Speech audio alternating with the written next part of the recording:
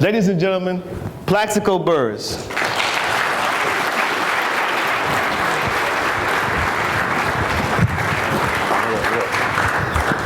Y'all can do better than that. Come on, the brother came out here. The full class. He's one of your guys here. It should be on. Just, yeah, speaking one. Do one mic check, mic check. 1, 2, 3, 4. Okay, it's on.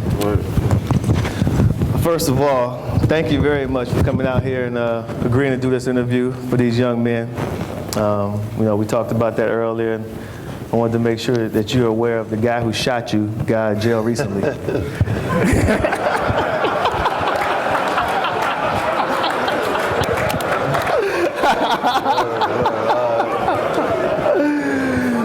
think that's funny, huh? That's all right. It's all love. It's all love. Yeah, no doubt, definitely. Well, I wanted to first ask you about the events leading up to that night. And, you won the Super Bowl in February, same year. Right. Everybody wanted a piece of you. I know the feeling. I've been there before. How was that at that moment for you? How was that, as far as your career is concerned? Where were you in your career when that, the Super Bowl, you won the Super Bowl, had a touchdown? Oh man, it's one of those things where you set a list of goals for yourself coming into this league. You want to make all the money. Yeah. You want to be all pro. You want to be Pro Bowl. You want to make the Super Bowl. You want to do all these great things, and winning the Super Bowl in the same year and going through what I went through, what I did myself, it kind of just, I went from the penthouse to the outhouse. Mm-hmm. And that's basically the best way I can describe it, because you go from fulfilling a lifelong dream since I was 7 years old, to work hard and get myself to play football. And then, I take all of that away from making a bad decision. And I was one of the best players at my position at the time. And, I took all that away from me, man, by just making a careless decision. And, I paid for it. I paid a tremendous price for a bad decision. And it's something that I can't take back. If you had a chance to do it all over again, just that night, the events leading up to that night, what would you do differently? I never would have left the house. If I could do it all over again, I never would have left the house. And, just a decision to carry my gun. It was something that I had been doing for 10 years. Okay. Because I had a gun license, but I was registered in another state, in the state of Florida, but I was in New York. And when everything happened, I asked myself, how could something like this happen to me? But then, you look at everything, you look at all the decisions you made leading up to that night, and it's almost kind of fitting, almost to me, as to what happened. I mean, what other results do you expect from yourself, to be carrying a gun? And, my whole thing is to just, everything that you do, man, is a consequence for it. They all, a good friend of mine told me that, your thoughts influence your decisions influence your actions, and your actions influence your results. And, through all of those 4 things, my result was, shooting myself and going to prison. And like I say, nobody want to go down the road that I went through, and just all the people that I let down, all the people that I hurt. And I'm just trying to bounce back, and lucky for me, I'm gonna get another chance somewhere along the line, and when I do get on the field, it won't be no love lost.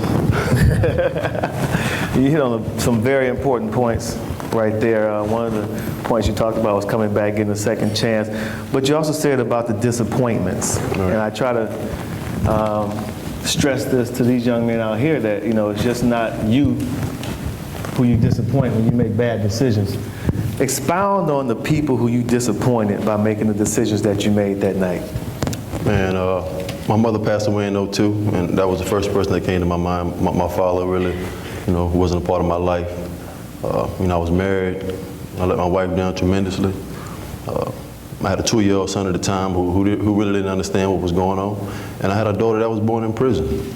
And you want to talk about, your heart being snatched out, and the emotions that I felt at that time to have a child born in prison and not be there. It is, I feel so much hurt and regret from that time. But all I can do is just really go forward and try to be a better father, try to be a better husband. And all from me making the decision of just carrying a gun and what happened to me. I mean, man, I lost $12 million in the 2 years that I was away. Probably money I never recover. And I'm just fighting, man, to get back on my feet. And I'm happy to be here for one. Could have killed myself, could have killed somebody else. You never know. And I'm blessed. And I just want to come here and just to let you guys know that, man, that like when people tell you that everything that you do, everybody's watching everything that you're doing every day. I mean, it's true. I mean, everywhere you go, man, somebody's looking at you.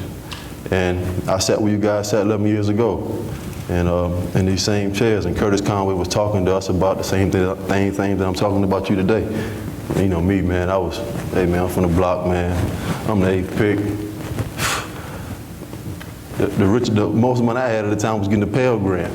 They just gave me $6.5 million. I said, man, nobody can tell me nothing. And that was my attitude. And that's the attitude that I don't want y'all to have. Because I made one bad decision, man, and everything that I dreamed for and everything that I gained along the way was taken away from me. I won a Super Bowl. My son was just born. I just signed a deal with Nike. I was getting my own shoe made. And I just got a new contract. Boom. Everything that I worked for was just, I pissed it down the drain. And I ain't got nobody to blame for myself. Once you got the verdict and then the sentencing, waiting for your time to leave, how was that time for you, being at home with your wife and with your son, waiting to go to prison? I believe I got sentenced maybe 30 days before I was supposed to go in. Okay. Like every day went so fast, and you start realizing how precious the days are. Make every day your masterpiece. And now that I come home, I've been through that. I just cherish every day, man. I work hard to get back to doing what I love to do. I got a beautiful wife, I got a beautiful son, I got a beautiful daughter, and there's nothing more precious out there than that. But at the same time, I know I got to provide for my family and do what's right, and to be a role model, not only for my children, but for you guys, because we are the foundation of this brand, no matter what anybody tells you. And if we don't take care of each other, ain't nobody gonna take care of you but us and yourself. Because this business, man, it's not about love and affection. It's about need and performance. And I done played with the best at every position. I done seen them come and go. I got drafted in 2000, and it's not 10 players playing right now from that draft. 10. I can name probably 4 or 5, so I know it's not 10. So take care of yourself, man. Take care of your bodies. Take care of each other, and see where it leads you. You hit upon the money that you lost, and one of my favorite lyrics from one of my favorite rappers, Jay-Z, is "I'm not a businessman, I'm a businessman." I'm a business. I'm my own brand. Right. After you won that Super Bowl, that catch, you were your own brand. You were a business. You had the Nike deal. How did you affect your brand by that one bad decision that night? I mean, I was getting $250,000 checks from Nike getting canceled. Going to the bank, $10,000, $20,000 here. I can't cash the check just because, a decision that I made. I took all those things away from me, things that I worked hard for. I just signed a $250 million deal with a memorabilia company. I mean, I was in the process of making my own shoe, man. Wow. Like helping design my own shoe, put the colors together with Nike. I was the only player in the league who had home and away shoes and home and away gloves. Nobody else had that but me. Just because I went out in a Super Bowl and I played in what I think is arguably the greatest Super Bowl I ever played.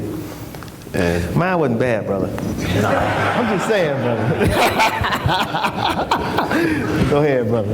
Yeah, it was a lot of history going on in ours, though. Yeah, no doubt, no doubt. One of the greatest upsets, no doubt.